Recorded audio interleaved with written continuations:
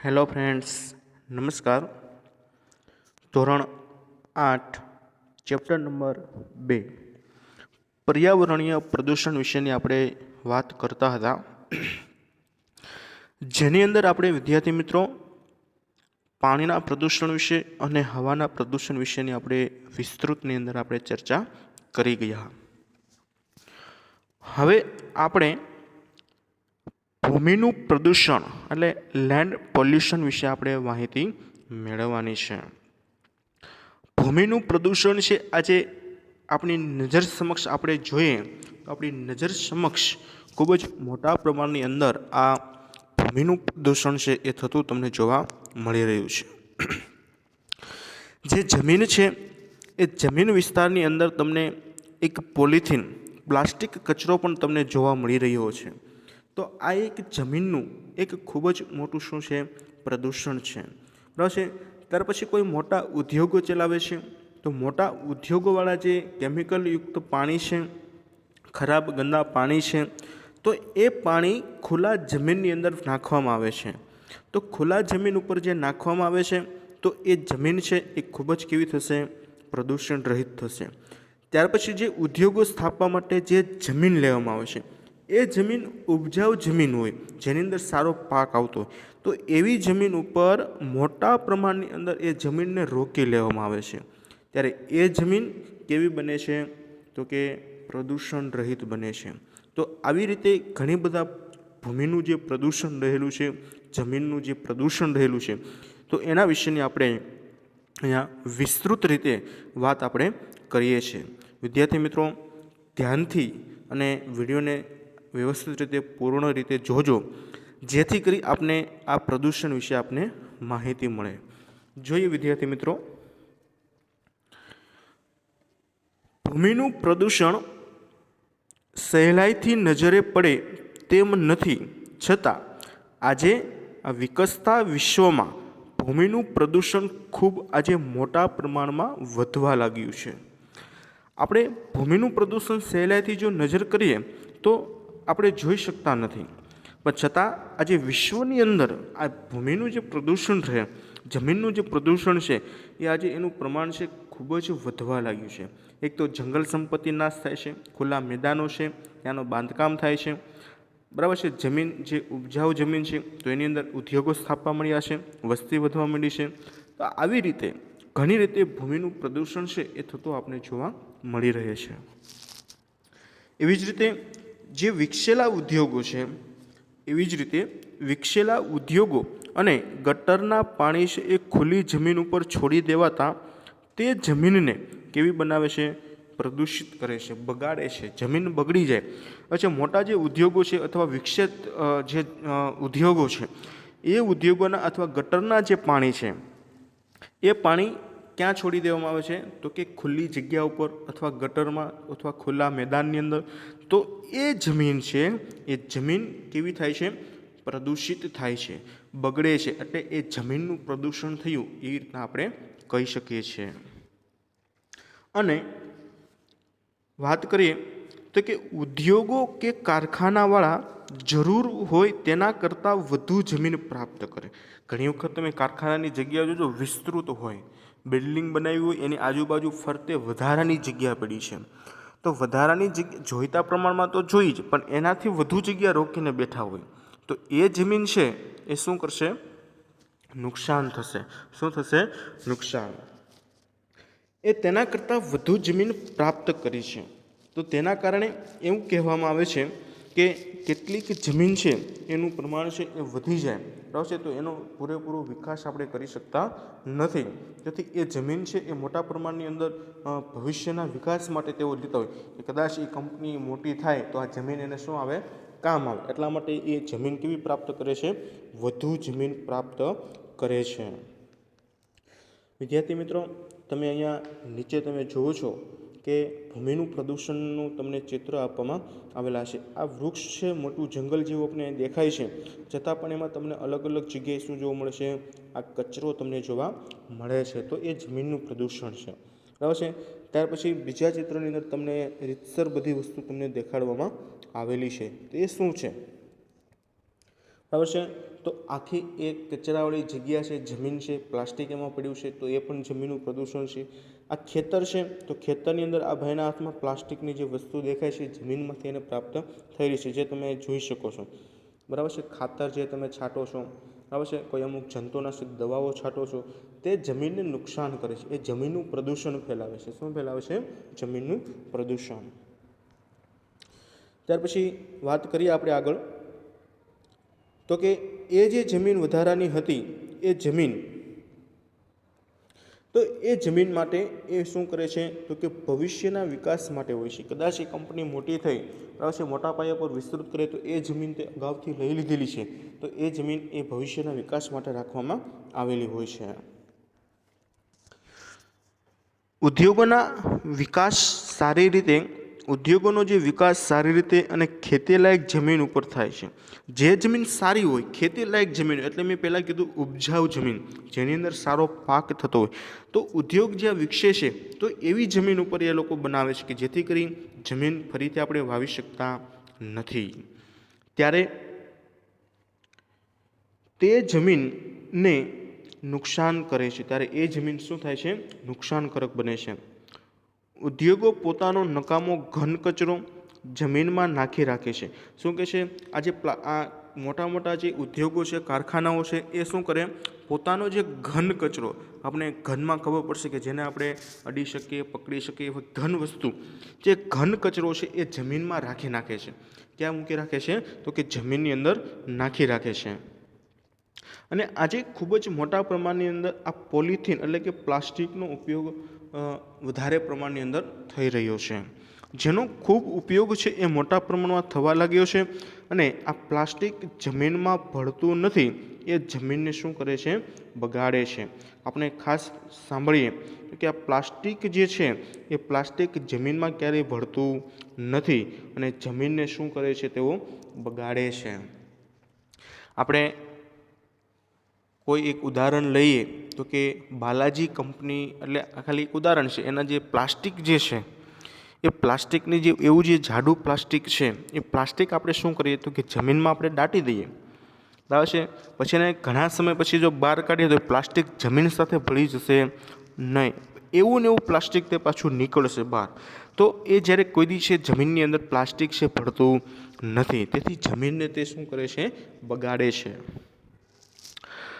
શહેરી કચરો, જેમાં ખોખા, પ્લાસ્ટિક, સ્ક્રેપ અને રાસાયણિક પદાર્થો જ હોય છે, જે ઊંડી સારી જમીનો, ખેતરોમાં પડે છે. શું કીધું? કે શહેરી વિસ્તારની અંદર પ્લાસ્ટિક હોય, મોટા સ્ક્રેપ, ખોખા હોય, રાસાયણિક પદાર્થો હોય, બરાબર છે, જેની ઊંડી અસર સારી જમીનો અને સારા ખેતરોની અંદર પડે છે. અને એવી જમીન શું થાય છે? દૂષિત થાય છે. દૂષિત થાય છે એટલે કે પ્રદૂષિત રહિત થાય છે, ખરાબ થાય છે. ઘણી વખત તમે જોજો કે પ્લાસ્ટિકની ચીજ વસ્તુ છે એને નકામો જે ઘન કચરો કાઢવામાં આવ્યો છે એને બાળી નાખવામાં આવે છે અથવા ફરીથી રિસાયકલ કરવામાં આવે છે, એને ઓગાળી અને ફરીથી પાછું એવું બનાવવામાં આવતું હોય છે. પણ ઘણા લોકો શું કરે છે? ખુલ્લેઆમ રસ્તાની અંદર ફેંકી દે છે. તો એ ફેંકેલો કચરો કોઈ ખેતરમાં જાય છે, કોઈ ખુલ્લી જગ્યાની અંદર જાય છે, તો આ એ શું થાય છે? જમીનનું પ્રદૂષણ થાય છે. ખેડૂતો દ્વારા વધુ ઉપજ માટે રાસાયણિક ખાતરોનો પણ ખૂબ બહોળા પ્રમાણમાં ઉપયોગ થાય છે. ખેડૂતોને વધુ ઉપજ આવે એ માટે રાસાયણિક ખાતર એનું બહોળા પ્રમાણની અંદર આજે લોકો શું કરી રહ્યા છે? ઉપયોગ થઈ રહ્યો છે. પણ તે જમીનને બગાડવામાં અને પર્યાવરણને નુકસાન કરવામાં મોટો ભાગ ભજવે છે. માનવીને એક બાજુ ઉપજ જોઈએ છે, સારો પાક મેળવવો છે, પણ તો એને રાસાયણિક ખાતર વાપરવું પડે. તો રાસાયણિક ખાતર વાપરે તો એનાથી બે નુકસાન થાય. એક તો જમીન બગાડે છે અને એક પર્યાવરણને પણ શું થાય છે? નુકસાન થાય છે. હવે જે જંતુનાશક દવા છાંટતા હોય, આપણે ખબર છે ગામડે કે ઓલા પંપ દ્વારા જે છે એ વૃક્ષ ઉપર, છોડ ઉપર દવા છાંટતા હોય, તો આપણે એવું અનુમાન કરીએ કે જે છોડ ઉપર દવા છાંટે છે એ બધી છોડ ઉપર જ જશે કે આજુબાજુમાં જશે? આપણે નિરાકરણ કરીએ તો એમાંથી અમુક ટકા ભાગ છે એ જમીન ઉપર જાય છે અને અમુક ટકા ભાગ છે એ હવાની અંદર વળે છે. તો આમ જમીનને પણ નુકસાન થાય છે, હવાને પણ નુકસાન થાય છે અને માનવી છે તો માનવીને પણ થોડી ઘણી અસર શ્વાસોશ્વાસની પ્રક્રિયામાં થતી હોય છે. તો આવી રીતે એ નુકસાન કરવામાં મોટો ભાગ તેઓ ભજવે છે. તો એવી જ રીતના આ રાસાયણિક જે ખાતરો છે એ ખાતરો પાક સારો તો આપે છે, પણ એની સામે શું કરે છે? જમીનનો બગાડ કરે છે અને પર્યાવરણને મોટા ભાગે વધારે શું કરે છે? પ્રદૂષિત કરે છે. એવી જ રીતે વાત કરીએ તો કે આજે ઉદ્યોગોના અને ગટરોના પાણી છે એ પાણીનો ઉપયોગ છે એ ઉપજાઉ જમીનમાં થવાથી તેમાં જે પાકતા અનાજ, શાકભાજી દૂષિત હોય છે. હવે એક સમજવા જેવી વાત આપણે અહીંયા સરસ મજાની આપી છે કે આજે જે ઉદ્યોગો છે અને જે ગટરના પાણી છે એ ગટરના પાણીનો ઉપયોગ આજે ખેતીલાયક જમીન છે, બરાબર છે, જે જમીન ખેતીલાયક છે, બરાબર છે, જેની અંદર સારો પાક ઉપજે છે, તો એને સિંચાઈ માટે પાણી જોઈશે. તો પાણી છે એ કયું વાપરવામાં આવે છે? તો કે ગટરનું પાણી વાપરવું. હવે એ પાણી ચોખ્ખું હશે નહીં, ચોખ્ખું નથી, એક ગંદકીવાળું પાણી છે, પ્રદૂષિત રહી છે. તો હવે જે તમે અનાજને જે વાવેલું છે એના ઉપર તમે એ પાણી નાખશો, બરાબર છે, અનાજ કે કઠોળો તો ઉગશે, શાકભાજી પણ ઉગશે, પણ એ કેવા ઉગશે? તો કે પ્રદૂષિત. કેવા ઉગે છે? પ્રદૂષિત. જો તમે એને ખાવશો તો તમને એનાથી બીમાર પડો છો, પેટમાં દુખે છે, અલગ અલગ પ્રકારના રોગો છે એમાંથી આપણે ઉદ્ભવે છે. એટલે કહેવાય છે કે આવા ગટરના પાણી અને જમીનની અંદર તમે જે કચરો નાખો છો તો જેના કારણે ઉપજાઉ જમીનમાં જે વસ્તુ થાય છે એ કેવી નીકળે છે? દૂષિત બને છે. કેવી બને છે? દૂષિત, એટલે કે પ્રદૂષણ રહિત એવી બને છે. તો એવી વસ્તુ ખાવાથી તો જેના લીધે કહીએ તો કે ક્ષય એટલે શરીરની અંદર એક થતો ટીબી નામનો રોગ, જેને આપણે ક્ષય તરીકે ઓળખીએ છીએ. એ ક્ષય અને હાડકાના રોગો થાય છે. આપણે કહીએ હાડકાં નબળા પડી ગયા છે, હાડકાં ભાંગી જાય છે, બરાબર છે, તો એના કારણે આવા રોગો છે એ આપણા શરીરની અંદર, મતલબમાં એવું કહેવાય કે જ્યારે કોઈ પણ પ્રદૂષિત થાય ત્યારે એની અસર માનવીને પડે. તે પછી હવાની પ્રદૂષણ હોય, પાણીનું પ્રદૂષણ હોય કે જમીનનું પ્રદૂષણ હોય, પણ છેલ્લે અસર કોને કરે છે? માનવ જીવનને અને પ્રાણી જીવનને ખૂબ જ મોટા પાયા ઉપર આ અસર કરે છે. અને એનું એક વાત કરીએ કે માનવ જીવનને અસર કરે, પણ એને ઉદ્ભવે જ કોણ કરે છે? પ્રદૂષણને માનવ પોતે જ કરે છે અને માનવને જ પાછું સહન કરવું પડે છે, બરાબર છે. ત્યાર પછી જોઈએ તો કે જે ઉપજાઉ જમીન ઓછી થતાં આજે અનાજની તંગી સર્જાવાની શક્યતાઓ ઊભી થઈ. હવે જે ઉપજાઉ જમીન હતી તો એ ઉપજાઉ જમીને તો ખરાબ પાણી નાખીને બગાડી નાખ્યું, ખરાબ સિંચાઈ કરીને શું કરી નાખી? બગાડી નાખી. હવે એમાં શું સર્જાશે? જે વસ્તુ ઉગે છે એ તો ખરાબ નીકળવાની છે. તો હવે એને આવનારા સમયમાં શું સર્જાશે?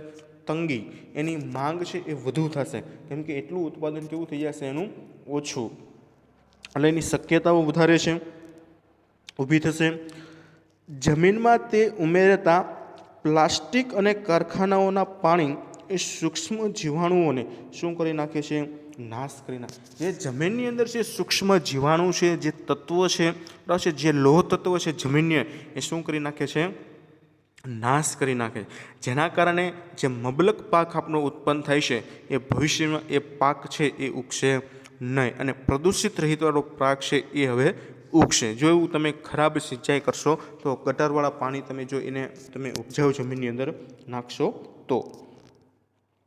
એટલે ઉદ્યોગોનો જે ઘન કચરો પણ સૂક્ષ્મ જીવાણુઓ માટે ઘાતક બને.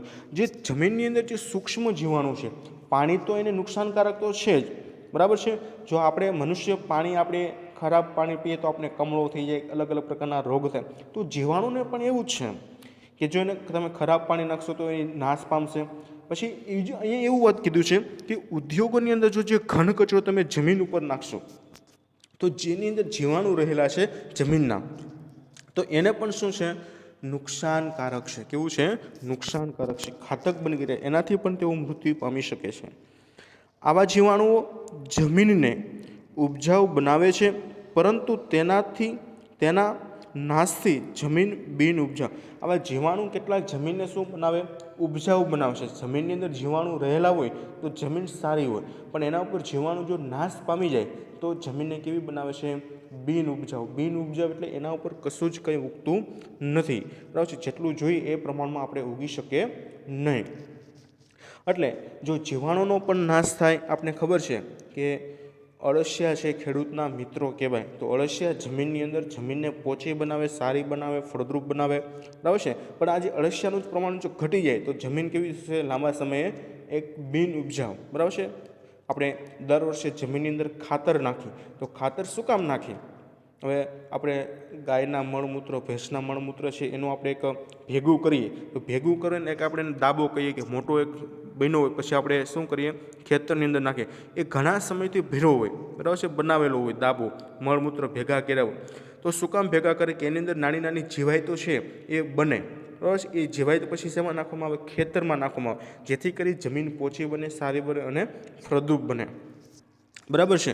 જેથી કરીને આ જમીન છે એ બિન ઉપજાઉ હોય તો એમાંથી ઉપજાઉ બનાવી શકાય. પણ અહીંયા પ્લાસ્ટિક નાખો કે તમે ખરાબ પાણી જમીન ઉપર નાખો તો જમીન ઉપજાઉ હોય તો કેવી બની જાય? બિન ઉપજાઉ. બરાબર છે વિદ્યાર્થી મિત્રો? હવે આ છેલ્લા ફકરાની અંદર આપણે અટકાવવા માટેના ઉપાયો આપેલા છે. શું આપેલા છે? અટકાવવા માટેના ઉપાયો. તો જેના વિશે આપણે થોડી ઘણી માહિતી મેળવીએ. આપણે ભૂમિ પ્રદૂષણને અટકાવી શકીએ તેમ છીએ. શું કીધેલું છે? કે આપણે જો ધારીએ તો આ ભૂમિ પ્રદૂષણને શું કરી શકીએ? તો કે અટકાવી શકીએ. આપણે આ ભૂમિ પ્રદૂષણ થતું જે થાય છે, બરાબર છે, વિશ્વની અંદર ખૂબ મોટા પ્રમાણે આ ભૂમિ પ્રદૂષણ થાય છે, તો એને આપણે અટકાવી શકીએ તેમ છે. તો કઈ રીતે? તો જોઈએ. તો આપણે આ પ્લાસ્ટિક અને કેમિકલનો જે ઉપયોગ છે એ જરૂર પૂરતો જ થવો જોઈએ અથવા કરવો જોઈએ, તો જેનાથી આપણે ભૂમિનું પ્રદૂષણ થતું આપણે અટકાવી શકીએ. હવે આપણે એવી કંપનીઓ છે પ્લાસ્ટિક બનાવે છે એને સાવ બંધ જ કરી દે. સરકાર દ્વારા એવો નિયમ લાવવામાં આવે કે સાવ પ્લાસ્ટિક બંધ, કોઈ જગ્યાએ પ્લાસ્ટિકની વસ્તુ નહીં. એની જગ્યાએ કાગળની થેલીઓ બનાવે, કાગળની કોથળી બનાવે. બરાબર છે? તો કદાચ એને તમે રોડ ઉપર નાખશો તો રોડ સાથે એ જમીનમાં શું થશે? તેઓ ભળી જશે, એ કોહવાઈ જશે, જ્યારે પ્લાસ્ટિક કોહવાશે નહીં. એટલે આવો કેમિકલયુક્ત આવો જે વપરાય છે એનો આપણે જરૂર પૂરતો જ આપણે એનો ઉપયોગ કરવો જોઈએ. અથવા ઉપજાઉ જમીનમાં ઉદ્યોગો સ્થાપવા ન જોઈએ. શું કીધું? જે ઉપજાઉ જમીન છે, જે સારી જમીન છે, જેની અંદર સારો પાક ઉગે છે, તો એવી જમીનને આપણે ક્યારેય એના ઉપર ઉદ્યોગ વસાવવા જોઈએ નહીં. એ જમીન છે એના ઉપર એને એમને રહેવા દેવી જોઈએ. બરાબર છે? એની ઉપર સારો પાક લેવો જોઈએ, ખેડ કરવી જોઈએ, નવા નવા પાક ઉગાડવા જોઈએ, જેના કારણે ખેતીનું જે તત્વ છે એની અંદર જળવાઈ રહેશે, એના પોષક તત્વો છે એની અંદર જળવાઈ રહેશે. પણ એની ઉપર આપણે શું કરીએ? નવા નવા જ્યારે ઉદ્યોગો વિકસાવી દઈએ છીએ, જમીનને સાવ નાશ કરી દઈએ, તો એના ઉપર ઉદ્યોગો સ્થાપવા જોઈએ નહીં. તો એને આપણે જમીનનું પ્રદૂષણ થતું આપણે અટકાવી શકીએ છીએ. ત્યાર પછી વાત કરીએ તો કે પર્યાવરણનું જતન કરવું જોઈએ. પર્યાવરણને જો નુકસાન થાય છે તો એ પણ આપણે બચાવવું જોઈએ, એનું જતન કરવું જોઈએ. ત્યાર પછી તો કે રાસાયણિક